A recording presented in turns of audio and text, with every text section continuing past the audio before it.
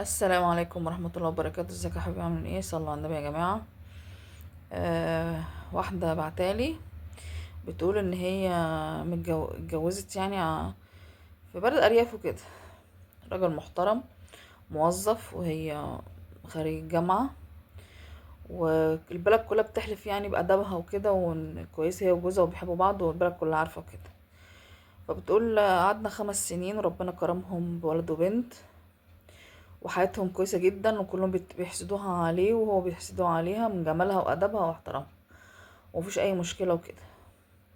فبتقول في يوم لقيت جوزي جاي من الشغل، عمال يزعق ويتخانق معايا. في ايه؟ تعالي هنا قولي لي، انت كنت تعرفي حد قبلي؟ قالت له اه. قالت طب ما قلتليش ليه؟ قالت له ما انا سألت الشيخ، قال لي ادام ربنا استرها عليكي ما تفضحيش نفسك انتي. حتى بص السؤال اهو، انا بعتها للازهر، وراحت مراني شات اللي هي كانت عارفاه قبل كده. فده كانت هي اصلا آه، يعني كانت بتحبه كده فترة مراهقة 16 سنة، وكانت بتكلمه فيديو وهو مسجل لها فيوزات وصور وفيديوهات وكده، وراح بعتها لجوزها. فبيقول لها ايوه ايه الجديد يعني بعد كام سنة، بعد يجي 6 7 سنين، لا 7 سنين اكتر، 10 سنين، ليه عمل كده؟ قالت له عشان حاول يكلمني وانا مرضتش. رحت قطعتها البلوك. قال لها انت عرفتي ان هو عمل ايه النهارده؟ بعت لي الصور والفيديوهات والمحادثات ليا واصحابي كلهم اللي في الشغل. انا اول ما جات لي وكلهم عمالين يبصوا لي في ايه في ايه في ايه، ده ايه ده ايه ده مين ده ومش عارفه ايه، سبتهم ومشيت. طب طول قعدت اعيط، وقعدت اقول له انا يعني انت مش من حقك تتكلم معايا، ان ربنا استرها معايا وانا تبت، وانت شايف انا من معاملتي ليك المفروض تعرف ان انا ماليش دعوه بالكلام، ما يعني ماليش دعوه، وان انا كويسه وخلاص. دي كانت فتره مراهقه وخلاص، هو اللي مش كويس. فبيقول قعدت يومين تلاتة مرش الشغل، وصحابي طبعا الفضوليين في ايه وفي ايه اللي حصل وفي ايه ومين ده وفي كده. فبيقول في اللي قطعوني، وانا جات لي سفريه تبع الشغل، رحت ماشي، وبعديها باسبوع رحت واخدها، كانت حظنا ان هي كانت السعوديه. عملنا عمره وحجينا، وكان كله منتظر ان انا اطلقها. وكان اللي هو مش كويس ده كان مستني، اللي هو كان بيحبها ده بيقول يعني بيقول سمعت يعني على لسان حد ان انا منتظر ان هي ايه تتطلق عشان انا اتجوزها وكده. فبيقول عدى السنة، عدى التانية وخلاص بقى بلد ارياف والناس نسيت يعني، وانا مشيت وخدتها ومشيت وكده، وعملنا عمرة وعملنا حجة، وربنا كرمنا بتوأم واد وبت، وحياتنا ايه استقرت. ونزلت وبيقول ايه ونزلت تانية في القرية بتاعتها دي، بس كان ما شاء الله ايه معاها يعني فلوس وكده. فاشترت ارض وبنت بيت وبنت جامع لجوزها، وحياتهم كويسة كده. فبيقول واحد من صحابه راح اداله تليفون غالي، فبيقول له ليه دي كده هديه كده كبيره؟ قال له لا مش الهديه الكبيره، انت اللي كويس، وانت اللي محترم، وانت اللي اصيل.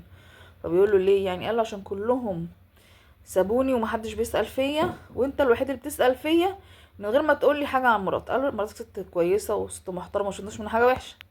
قال له انت الوحيد اللي قلت لي كده، فانت تستاهل اكتر يعني.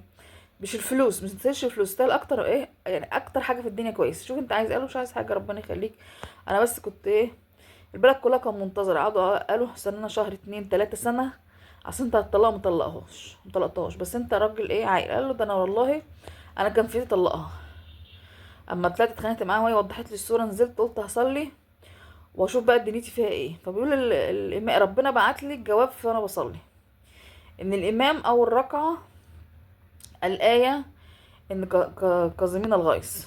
تاني تاني ركعة ان ربنا هو اللي بيسامح بشحنة وهو اللي بيعاقب بشحنة، واللي بيتوب ربنا بيبدل سيئاته بحسنات. بيقول قلت بس كل ما اجي ان انا انوي ان انا اقلب عليها، الاقي ربنا مديني سكينه وهادي من جوه كده، واقول لا هي ملهاش فيه، وهي لا، وهي لا، وهي. وحياتنا استقرت والحمد لله، والناس هي اللي مؤذيه. بس انا اصلا حبيت اتعمدت اقول القصه دي، انا مكنتش هقولها يعني، بس ان البنات تتعظ لو ما تيجي تكلم حد ولا تليفونات، ما تفتحش كاميرات، ما تصورش نفسها مثلا ببيجامه ولا بطقم، حتى اي حاجه بدون خروج، اي حاجه.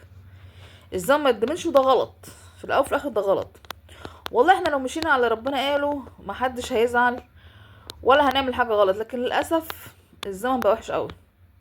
فكل بنت تخلي بالها، ما تتكليش ان هو يقولك هتجوزك، والله يعني ممكن ربنا مش رايد وتعملي حاجه غلط، وفي الاخر تقولي اصل قال لي، اصل وعدني.